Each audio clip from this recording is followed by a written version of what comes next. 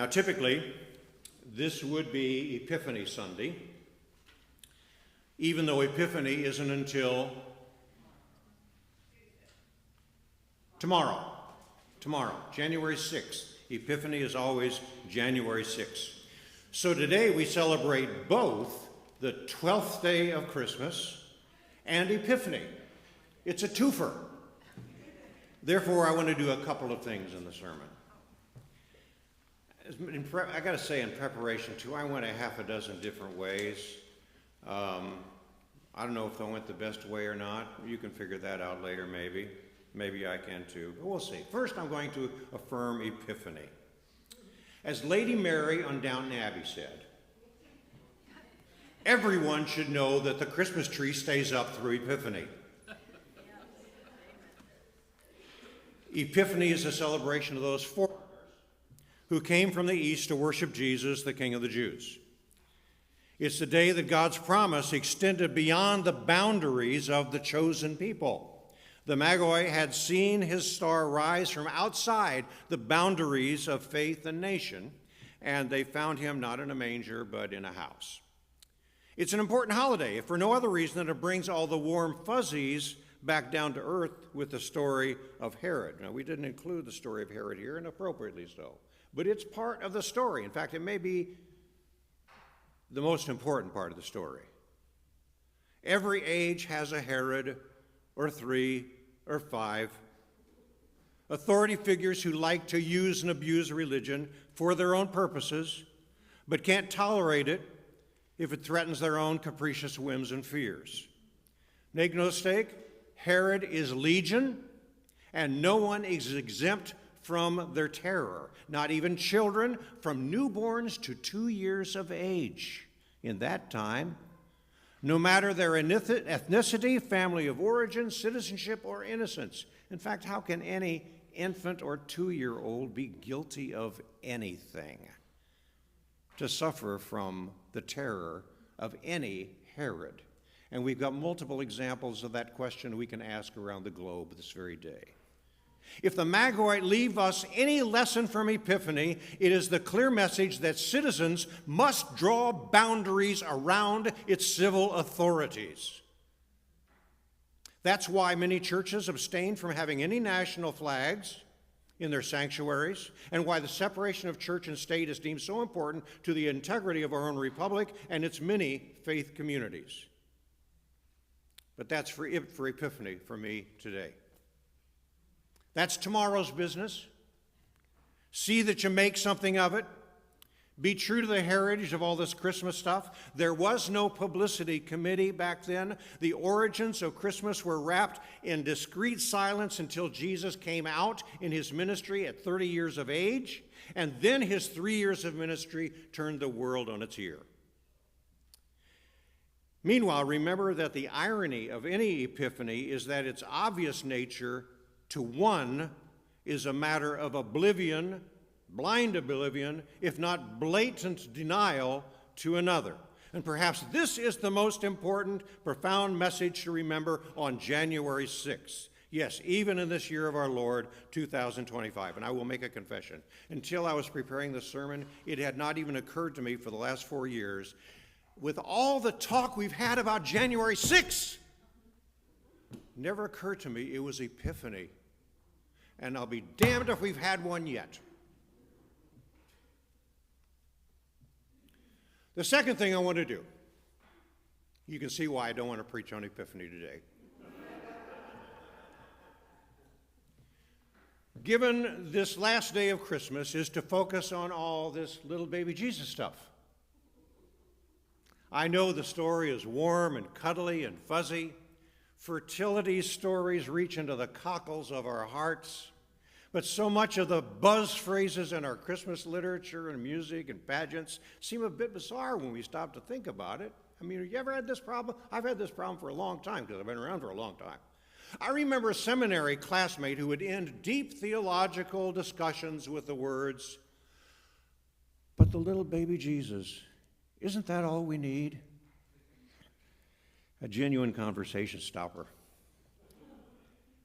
After all the Christmases I've orchestrated over a bunch of decades, I admit I'm a bit jaded. A bit jaded about the little baby Jesus.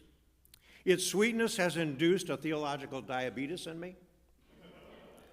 Every year, in true solstice style, this is a part of what warms us, and be assured I do include myself in that experience. The candlelight, the charm of a little baby, the familiar carols all pull it out of us, and for many, this is the pinnacle of the church year. And I want to tell you, I love Christmas. I want you to know that as I say these things. I love Christmas. But we also know that it's just a beginning. Without Easter and Pentecost, the Christmas season may be sweet and sentimental, but it lacks that theological zing of the whole gospel. And seriously, without that zing, it don't mean a thing. Of course, I'm also influenced by some study of history, realizing that several ancient personalities had nativity stories attributed to them to explain their stellar place in the human drama. They said Alexander the Great was the product of a virgin birth too, you know. Such an historical wrinkle makes one question why two markedly different nativity narratives were offered in two different Gospels, Matthew and Luke, and not at all in Mark or John. Now, this would make a good adult Bible study, I think. And it doesn't have to come at the time of the winter solstice, since we have no idea when Jesus was born. Taking a look at the way each gospel referenced Jesus' arrival on the scene gives some interesting context to the particularities of each gospel. It would be a little like the task of untangling the Christmas lights each year, you know? The mashup version of the Christmas story may be fun and sentimental, but it's also kind of lazy and unfair to the gospel teller's overall work. All of which to say, over the years, I've heard way too much about the sweet baby Jesus to get too excited. In the process, I've also become more and more comfortable and non-defensive with the Christian theft of Roman mythology regarding the sun's rebirth, the celebration of light in the midst of darkness. I can sit by the tree for hours, and that's often good enough for me. Lighting the Christ candle on Christmas Eve or Christmas Day, that's about as good as it ever gets for me. Without apology, I engage in the cultural appropriation of Roman mythology, celebrating at once the rebirth of the sun in the sky and the new birth of the Son of God in the manger. And the fact of the matter, and this should give me the Heretic of the Week award, the fact of the matter is that the solstice celebration was the original reason for the season. We robbed it. The solstice was the reason for the season, and it seems quite obvious to me why lighting the town Christmas tree tends to overshadow the cultural appropriation of the season for Christianity's own triumphal purposes, even on the Hallmark channels. And this is why my favorite rendition of Jesus coming into the world is from the Gospel according to John. The writer of John treats the whole story more philosophically than the synoptic Gospels, and sometimes the scriptural narratives of Matthew and Luke sound more like they came from Mount Olympus to me than do John's linking of Jesus with the Hebrew Chokmah, Sophia, the Logos, the divine creative principle, the dynamic living creative word. Though John has a Hellenistic tone to it, it is just as attuned to Judaic tradition as the rest, and maybe even more so. Now, take note that right now I'm introducing you to the Marvin who argues with Marvin more than he does anyone else in the whole world. Okay? So, back to the sweet baby Jesus. Am I missing something here? Is there something to consider that actually belongs to the whole gospel? What is there of revelation in this emotionally laden season we call Christmas? What is there of faithful inquiry regarding the sweet little baby Jesus? And with apologies to Martin Luther, who rode away in a manger with the line, "Little Lord Jesus, no crying he makes," I say, bah humbug! This Jesus surely fussed, needed diaper changes, and disrupted sleep as much as any other baby. So I started thinking about it. About time, you might say. If the gospel story is to include any reflection at all upon Jesus having come as a baby, or as Jim Croce may have said, as Jesus came having come in the usual way, then there may be something to learn here about our own lives of discipleship. If even as a baby this was the Word become flesh, as John puts it, then there must be some spiritual truth to be grasped.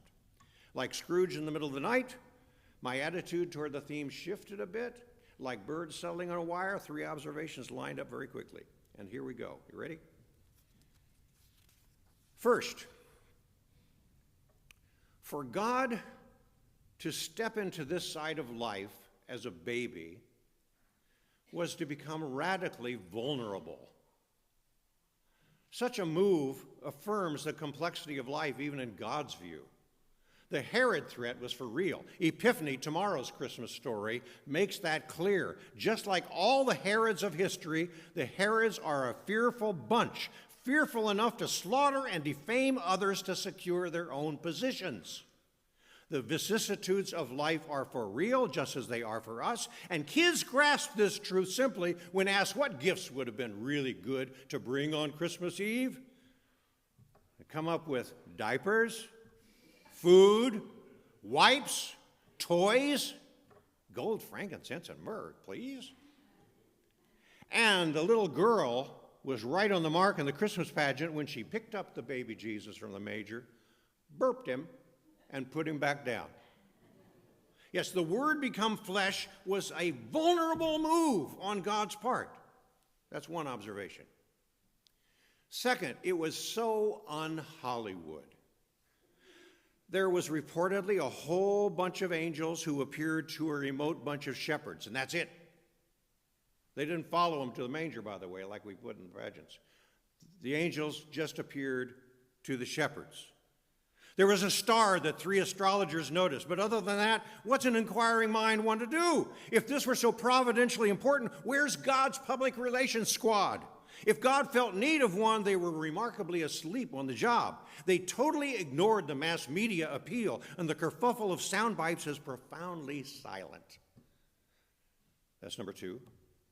Third, the very image of God as a baby is apt to be terribly upsetting to those of us who want to be having God ever constant, consistent, ever the same, not subject to the dynamo of life's conditions or context, because by definition, the life of a human being is more like a kaleidoscope than a scientific specimen sealed in formaldehyde.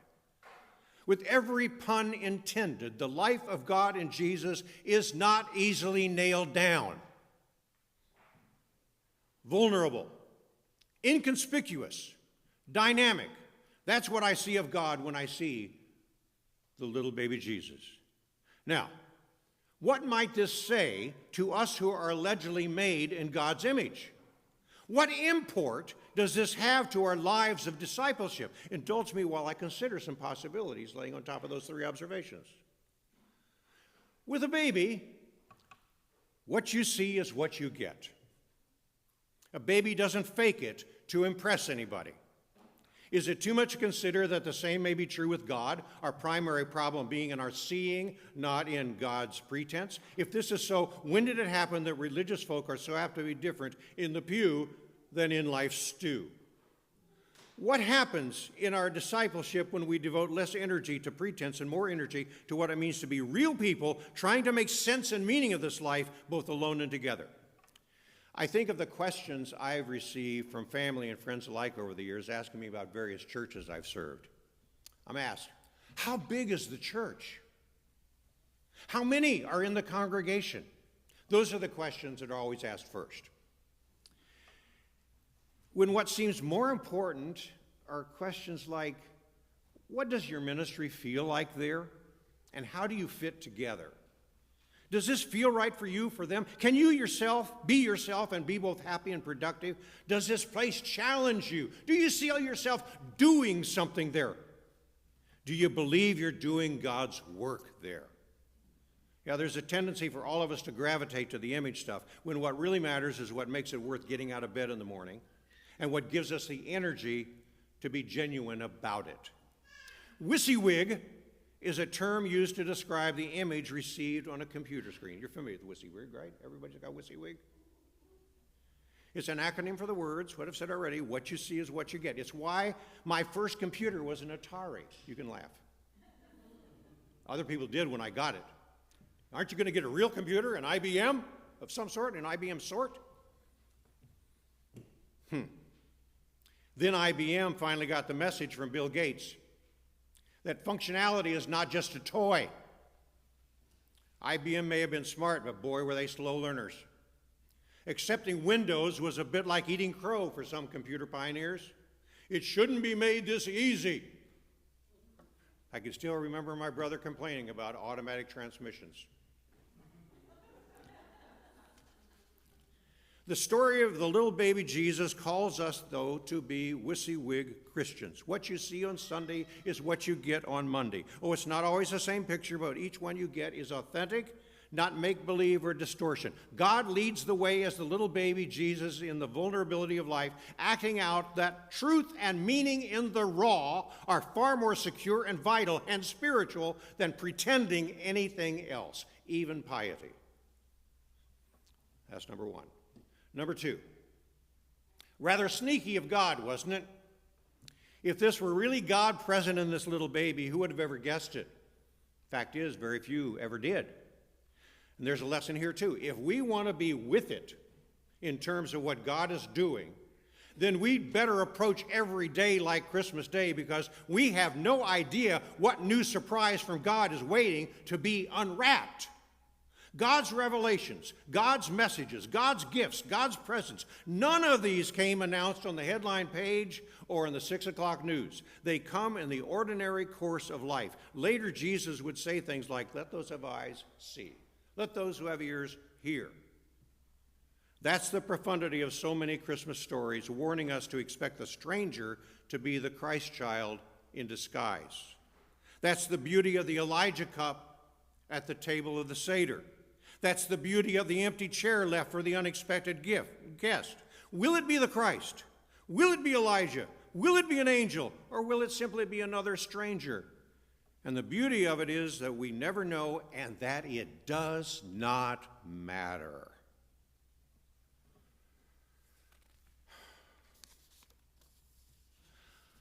So, the baby Jesus tells us succinctly that to embrace the stranger and friend alike is to embrace the Creator of all that is. Third observation. We like to think of truth, which includes descriptions of God, as chiseled in stone, unchangeable, dependable, something upon which we can stand. But if the little baby Jesus was the Word become flesh, the incarnation of God, then we got quite a different image.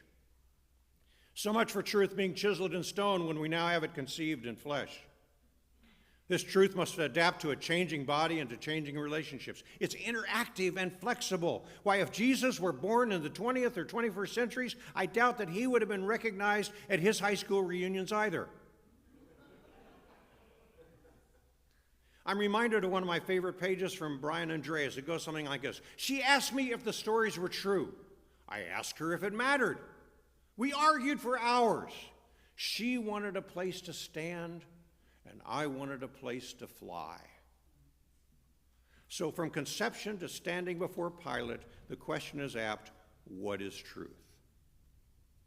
Well, I've scarcely scratched the surfaces of a single question I've raised, except to realize for myself that there may be spiritual gold in that there them little baby Jesus. There's guidance for the Christian life in the story, not just a warm glow for a romantic holiday. And it doesn't have to happen at the winter solstice. We can celebrate the winter solstice. We need to celebrate the winter solstice. It's so dark and cold. But we need to bring the warmth of the gospel into our whole lives all year long. Not just meaning having Christmas all year long. No. But to actually take the gospel seriously and let there be something born fresh in us that then continues to grow. Not just be born in us, but continues to grow. What does it all mean for our liberation and growth as a church? What does it mean for us in our lives as we enter 2025? What spiritual growth and health might await us if we take seriously the path carved by the little baby Jesus for ourselves, a path of vulnerability, a quiet strength and confidence, not needing a cackle for every egg laid, and the pursuit of truth that is more a matter of life and relationship than stone and law. And with that, let's wrap up Christmas. With that, I wish you a merry and meaningful 12th day of Christmas, and may we be bold enough to embrace whatever Epiphany breaks upon us tomorrow or for any of our days ahead. Merry Christmas, Happy Epiphany, and whatever else comes. Amen.